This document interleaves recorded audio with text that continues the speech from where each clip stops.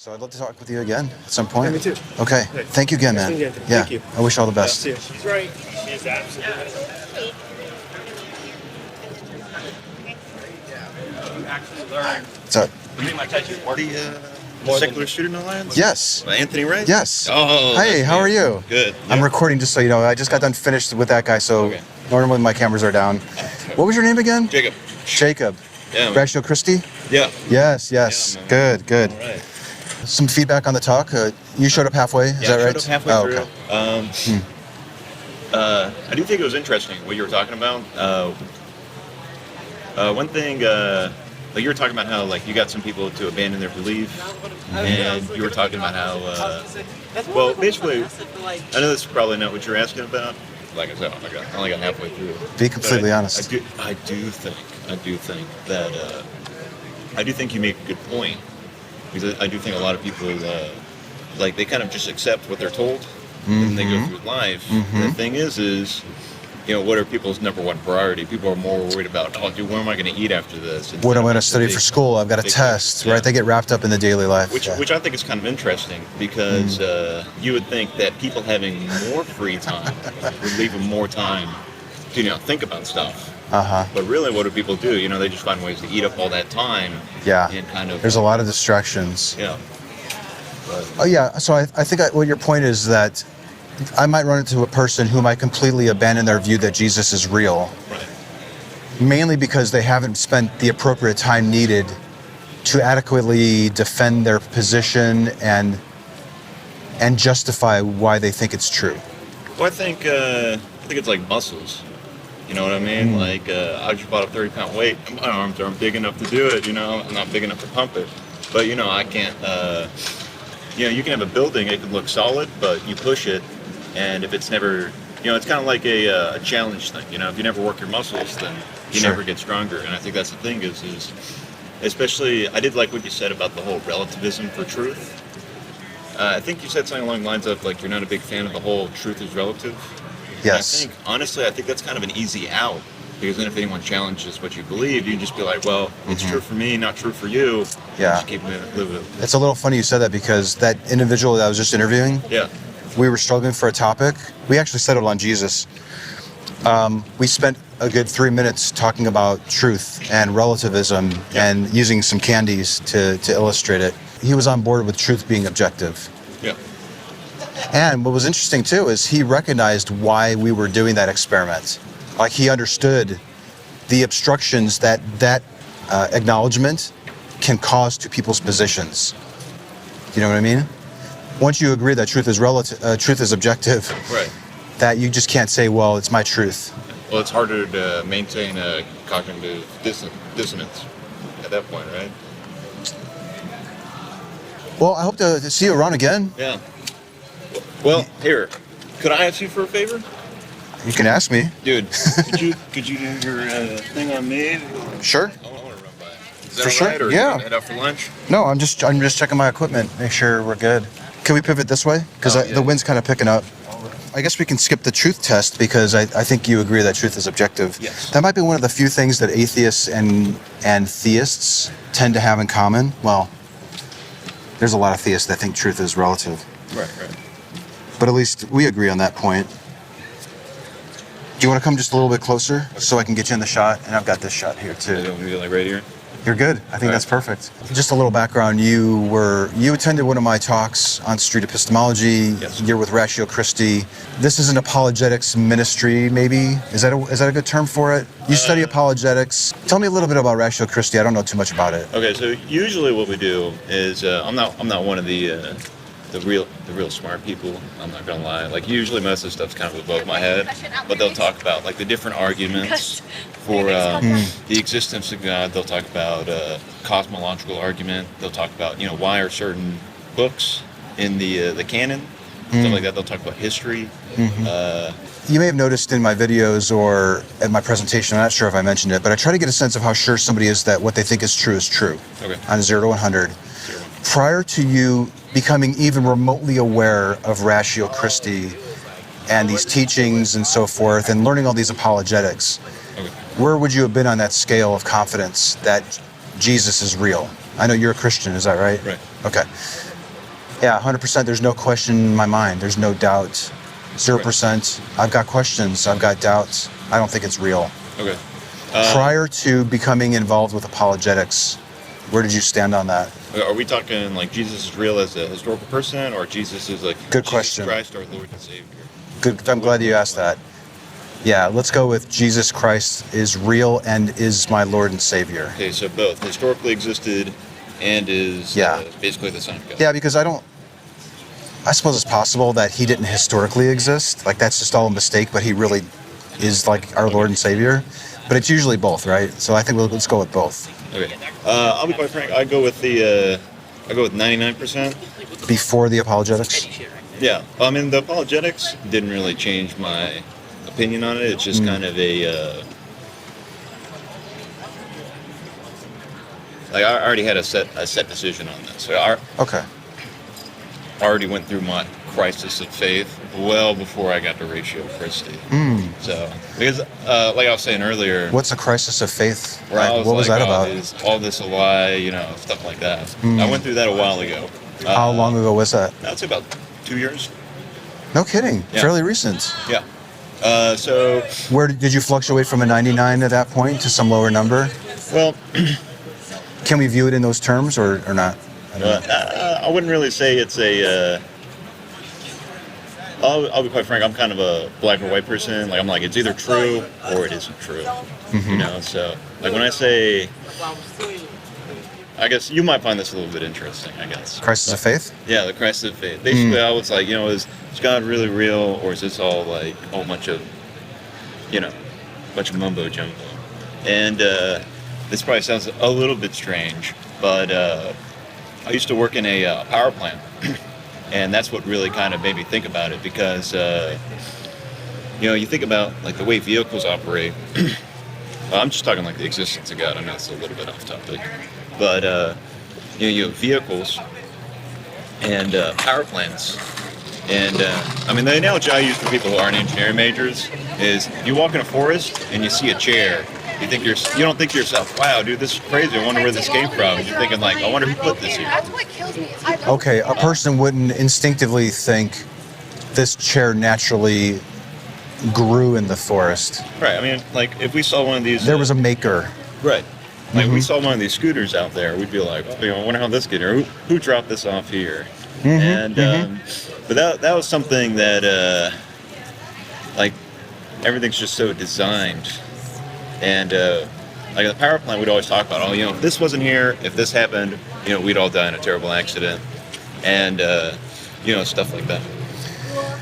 Everything is. Can I characterize your position as the thing that drew you out of your crisis of faith? Right. Was when you were at work and you were looking at being in a power plant and everything, and then you started thinking about how a chair might look in the forest. It might pop up and be different. Is it the appearance of design that is what caused you to stop questioning? Well, at that time I was looking, either God designed us or we evolved from, lesser life forms, so many billions of years ago. And so that's what I was, I thought about it. It was a couple of weeks where I was like, all right, I got to make a decision here. I got to pick one. And that's what I ended up going with. I was like, well, it's clear that the human body's designed. There's a lot of stuff that is, everything works together. And like if you just take a whole bunch of stuff and jumble it together in a bag, you're not going to get anything designed out of it. I know it's a really terrible explanation. No, this is good. But, what I think I hear you saying is that you found yourself at a crossroads where you had to decide. You had to pick. Am I going with evolution to explain how things are, how the complexity of the human body is, or am I going to go with God? Right. How did you decide which path to take? How did you decide which of the two? I understand that you went and said, well, I'm going with God. Right. What caused you to not go the other way? Okay, I went with basically thinking of the human body as just a machine. Because the human body is basically, you want me to get that? Or? Sure, get up. All right. Thank you. I think of the human body as like a machine. really. Okay. It's one of the things that kind of made me finally go for the, yes, absolutely, God did it, even us human beings with our, great intelligence and our creative abilities and the technology we have nowadays, we're not able to make machines that make replicas of ourselves. What's really fascinating about human beings, and I guess, Humans can procreate. humans can procreate, yes. And we can't even make machines that, like, procreate themselves. I mean, we can to some degree. Like, they have 3D printers that you can make out blocks, and then with a little assembly. Okay, so whether this is, I don't even know if that's true or not, but maybe, let's say, regardless though, whether that's true or not, Right. how does that have anything to do with you deciding to go with God and not accept evolution? Okay. I would say, there's clear evidence of design. So everything has a purpose. Everything in the human body has a purpose. And then I think there's certain obstacles to the idea of macroevolution, jumping from one species to another, going from, let's say, asexual reproduction to, like, the earthworms, for example, are hermaphrodites. They have both male and female genitalia. And the question is how does something, like, let's say human beings, let's say, way back in the day with earlier life forms, how do you get to the point where you have, like, the way I was thinking about it is basically, there's so many steps between a species that does not have sexual reproduction. So let's say asexually reproduced, or hermaphrodites like earthworms, to a species that has diverged into where you have two different sexes. Okay. There's too many pieces involved there. Because it's too difficult to imagine how that could happen? Well, is that what you're saying? Well, yeah. Well, I mean, let's take, for example, men, I think, are a little bit more mechanically simple, speaking. But, for, like, women, for a woman to, you think of all the different equipment involved to even get pregnant in the first place. And they have to have their menstrual cycle. They have to have the ovaries. There's lots of pieces involved. The fallopian tube, the uterus, the cervix. Does it all come down, the reason of design, is it all coming down to evolution not being true? You just can't imagine that it's factually true. And because you can cross that one off, the only remaining path left is to go with God being the explanation?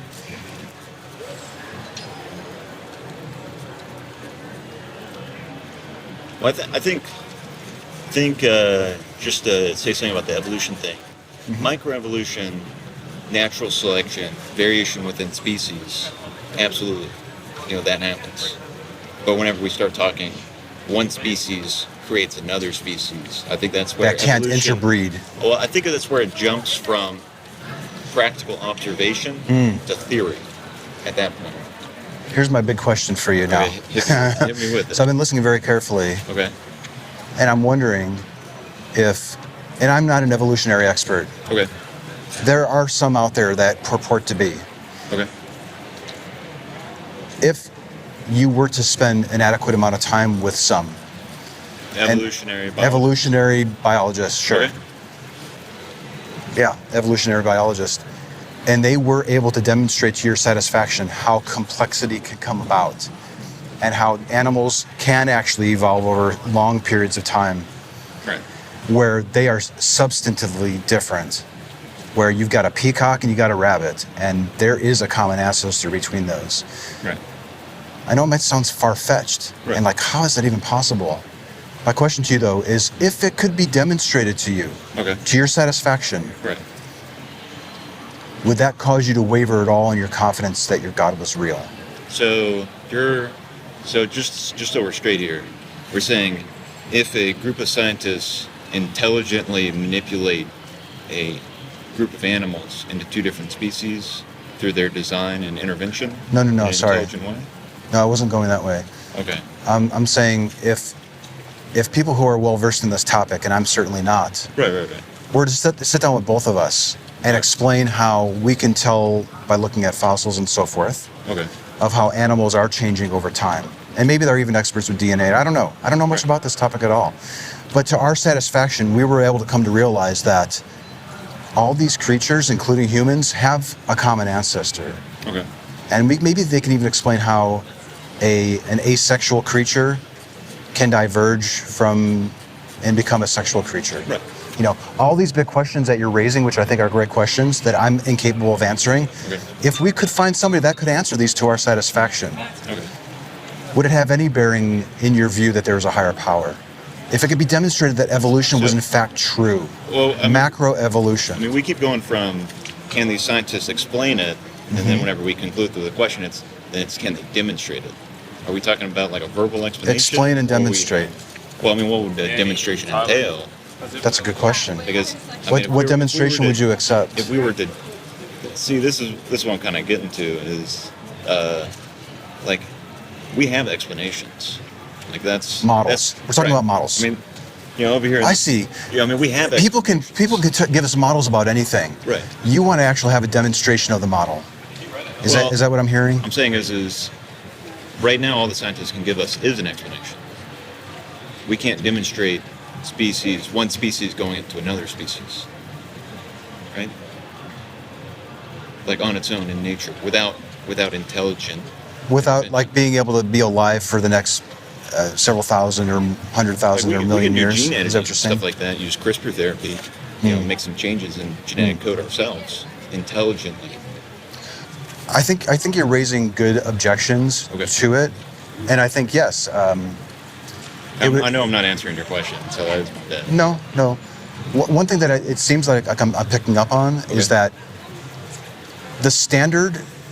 You got two paths here, right? Right. The standard for going down this path of evolution is freaking high. The standard for dismissing that and going with this other one of God, Right. maybe not so quite high. Not as quite high as the evolution one. Am I off on that? Well, Are you using two different standards? am I using two different standards? So,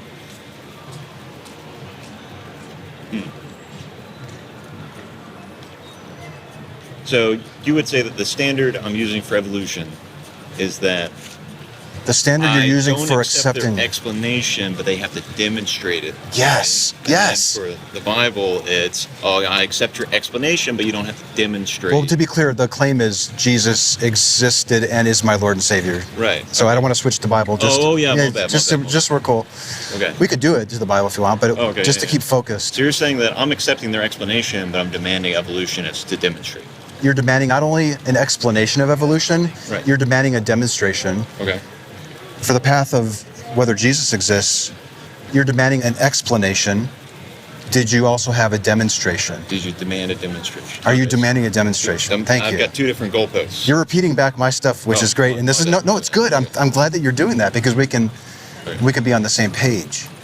Now I'm really glad I talked to you. You know what I mean? So this is kind of stuff I'm hoping for. All right. I'm glad that you came over. Yeah, I appreciate it. Do you have the ability to demonstrate what is being explained to you with regards to God existing, with regards to Jesus being your Lord and Savior? Ooh.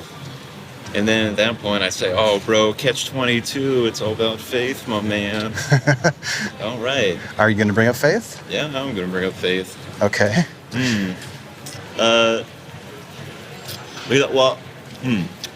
So I guess I'll go down this road. This is my line of reasoning on this. So my line of reasoning based on the evolution versus God is if you look at human beings as a machine, just like any other machine that we make, you can clearly see that it's designed. Now, the problem with that is you say, well, then, at least from my perspective, you can say, well, 100% there's intelligent design. But then that kind of takes you down the road of, well, then, which God is the real God? Yeah. And I think we've kind of... And I do have a bias toward my the religion I was raised in. So that's the question there. I appreciate you admitting that. A lot of people... Hey. Got some friends here, huh? Yeah, I do. Was she part of your group as well, or just another friend? Okay. I think the real critical part of this conversation I think we were just at was whether you are being consistent with your standards as far as what you will claim to be true. Okay. And in order for you to claim evolution is true, you have a pretty high standard. It needs to be explained and demonstrated. Yes. In order for you to accept the claim that Jesus is real Right. and is your Lord and Savior, it's been explained to you. Okay. And the question I think we're still stuck on is, has it been demonstrated? Okay. And if it has, you mentioned faith. Is faith necessary in order for it to be demonstrated, or can it be demonstrated without faith? Okay. Well, so I would say what's going on here is I reject the explanation that evolutionists give out. And as a result of rejecting the explanation, I demand a demonstration. With Christianity, I accept the explanation. So I'm saying no demonstrations required. I'm going to... So I would say... You have a tendency to push back a little bit more on the explanations from people well-versed in evolution. Well, I have a tendency to reject the explanations of people whose explanations I'm rejecting. Repeat that again? You have a tendency to... So, I'm not rejecting the evolutionists, I'm rejecting their explanation. You find an expert in evolution's explanation of evolution insufficient to accept. Right. Regardless of who's telling me to accept the theory of evolution, I've already taken a look at it, and I say, well, hey, I think human beings are intelligently designed, thus the theory of evolution. Okay.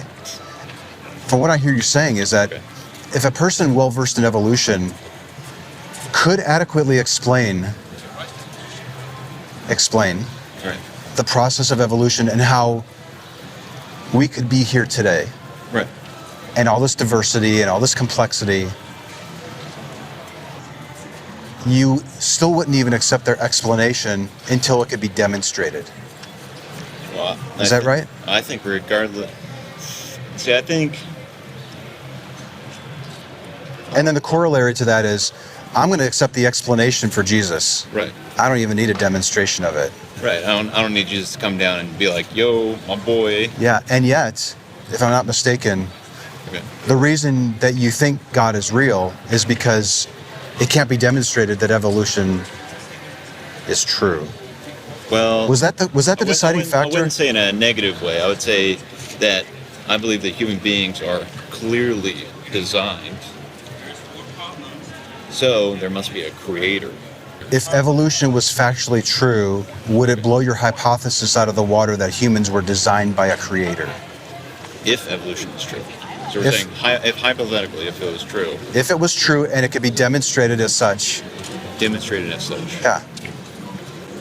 Well, are we talking about macro evolution? Now here's the thing. Macro? I'm getting confused myself. My bad. If evolution was true, would it blow your hypothesis out of the water that humans were designed and created? Are we talking about evolution as one species forms into another species, or are we talking, just adaptations over time within one species? I'm talking about like natural selection. Something that explains the complexity of life that we have today, from peacocks to rabbits to humans. Okay. As an explanation. Yeah, if evolution is factually true, wouldn't that mean that creation and design isn't? So you're saying, like one can't exist with the other, basically. Yeah. Okay. Like they're mutually exclusive. That's the word I'm looking for. Yeah, although I can envision a God maybe that could have started everything off and kicked off evolution, and then evolution is this natural process, and it couldn't have happened without the God. Right. Theistic evolution. Right. But it doesn't seem... I guess what I'm trying to figure out here is how important is evolution to your view? If evolution is factually true, what does that do to your position that God is real? So you're saying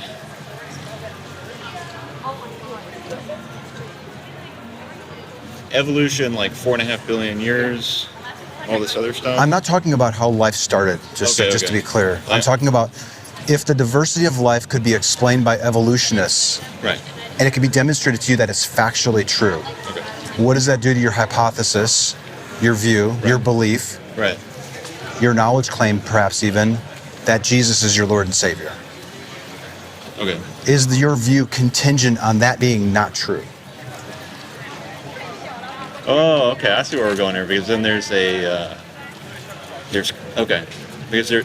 I guess what I'm basically is I'm trying to make a distinction. Is there a possibility that me accepting evolution would be, oh, now I got to throw away my Christian faith, because if this is true, this can't be true. That's what I'm wondering. And then for me, it's a boom. I'm wondering if you would find yourself in a crisis of faith again if you came to discover that evolution was factually true. Okay. So my personal opinion, this is where I go with this. I would say that evolution being true or not would not affect whether Jesus Christ is Lord and Savior. What it would do, and I have made this argument before with other people at Ratio Christi, if evolution is true, as in the time scale presented in the Bible is not true, then you'd have to question, well, is the Bible all the Word of God? Because the Bible's pretty clear. If you look at, like, it says, Adam was this old when he had a kid, and then you go down the line, and you're like, all right, the world can't be this old, it has to be this old. So I would say it wouldn't affect the Jesus Christ as Lord and Savior, but it would affect a literal interpretation of the Bible. And then it might cause you to take another look at what the Bible is saying and the time scales that we're talking about there. Right. Well, because at that point you have to start saying, well, it's not factually true; it's metaphorical. And there's a lot of people I know who they go down that route. They're like, well, it's all metaphorical, or some of it is and some isn't. Right. And then, of course, the question is, well, which parts are metaphorical and which parts are factual? Absolutely. And then that's where you start getting to. I made the argument it's more of a relativistic thing where you're deciding on your own. These are subjective interpretations. What to accept, what not to accept, right. Stuff like that. Right. That takes you down. So I would say no on the Jesus Christ as Lord and Savior. No, it wouldn't affect it? It wouldn't affect that. Okay. But you would have to start questioning, well, the book of Genesis, Adam and Eve and the serpent, is that all? It would have to be a metaphor at that point. So I was looking down at my notes, and I'm glad that I jotted this down. Okay. The appearance of design, if you had to pick one, was the main thing that was leading you to be 99% sure that Jesus is your Lord and Savior. Right. So. Oh, okay. I see what so are we still? Yeah. Are you throwing up other reasons for keeping the belief if we can demonstrate that evolution is true? If we can demonstrate. Right. If experts can demonstrate to our satisfaction that's factually true, and perhaps even not only model it, but demonstrate it. Demonstrate one species turning into another species. Yeah. That's truly what's required by evolution. I think that's what they're purporting, and I think you're demanding a demonstration of it. Well, you keep mentioning demonstration, so I'm saying, well, what if, like, a demonstration of one species turning into another species? Because if we're going to say, there's a common ancestor, that wouldn't be an adequate demonstration to you? The theory of evolution involves a common ancestor that morphs into everyone we see today. Every person, animal, bird, fish in the sea came from a common ancestor. Right? I guess we could probably quibble about what is exactly a demonstration. Right. Let me just say, I'm raising it because if you had to pick one, the appearance of design was the main reason why. Well, that's what pulled me out of my crisis of faith. That's what pulled you out of your crisis of faith, and you're 99% sure Jesus is real, despite all the additional apologetics that you've been exposed to with Ratio Christi. Yes. If the appearance of design is such a big factor, what I'm understanding is if it could be demonstrated that evolution is true, you'd still think Jesus was real, but then it would cause you to question other things. Would it influence your confidence at all in any way? Would you drop from a 99 to a 70 or something? See, I think that's where we're running into an issue here. I think we're working with two different definitions of demonstration. Possibly. I really do think I think that's where we're kind of running into an issue here. Maybe. Because when you're talking about demonstration, you're talking about fossils.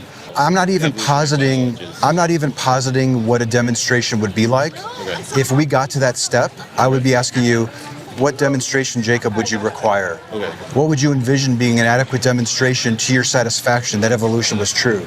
Okay. I would encourage you to specify what you would accept. Okay. Now, what would be really interesting is if you come up with this really incredible and complex and monumental demonstration. Right. I think that would be really interesting if you did that. I'm not saying that you would. You might be like, all I need to do is see fossils. Okay. But you might come up with some extreme, almost impossible standard. Right. And then I think I would revisit, are you setting a similar standard for concluding that God is real? Well, you know what? It's funny you bring that up because I was telling some of my roommates I was telling him, I was like, y'all need Jesus. You know, I gave him a little rundown. And what was really interesting, both of them told me, they said, well, hey, God would have to come down himself and show me that he was God. And so that's kind of a similar, I think I see where you're going with, where it's like, you know, I'm going to believe this, and I'm going to put the bar so high for me to abandon this belief, and I know it's never going to happen. But then it would be unreasonable for a person to request that the deity come down personally, show themselves to them. Right. Well, I guess what I'm trying to get to here is what I think you're maybe getting to is basically there's something core to my beliefs that I've embraced, and I know like this is like a foundation, and so I'm setting the bar for knocking out that piece of the foundation so high that on one hand I can say, well, you know, on one hand I'll know, maybe not like consciously, but I'll know that you'll never be able to convince me otherwise. And then on the other hand, I can also say, well, hey, they're not meeting my standard. I can almost take like an intellectual high ground in a way. I don't know. Yeah. Not only are you possibly setting the bar very high to disprove your position, but you might even be setting a bar very low or possibly even non-existent. Because I don't think it even, you didn't even require it to be demonstrated that your God was real. You don't require the God to come to you. No, I don't. You're willing to accept it on the claim. Well, I'm willing to accept it based off what I would call the evidence of everything that's been created. Okay. All right, so I think that would be a good point to wrap it up. Okay. Because that was pretty lengthy. A little bit, yeah. Can I offer you one of these pieces? No, thanks. You can. You want to hold on to these? Appreciate it. But hey, dude, thanks a lot. I really appreciate it. I really appreciate you stopping and chatting and exploring that. Did you get one of these? Yeah, you did give me one of those, and I do appreciate it, man. Okay. Hey, thanks, and have a good one. I hope you do too, man. Take it easy. Do you want a drink or anything, or are you good? I've got some water. All right, man. Thank you again. Hey, Jacob, one more thing. If we do meet again, if possible, I was thinking as you're walking away, if we do meet again, if possible, I'd like to explore how faith has any role in this whatsoever. Role in this, like this life? The role that faith might have in you being confident that Jesus is your Lord and Savior. Okay, so we're going back to the Lord and Savior part?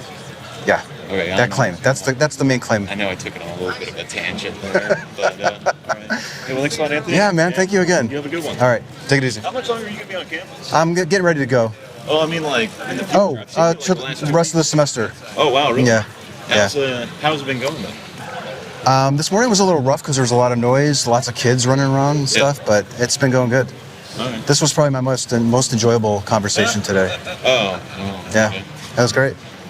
Hey, see you around, dude.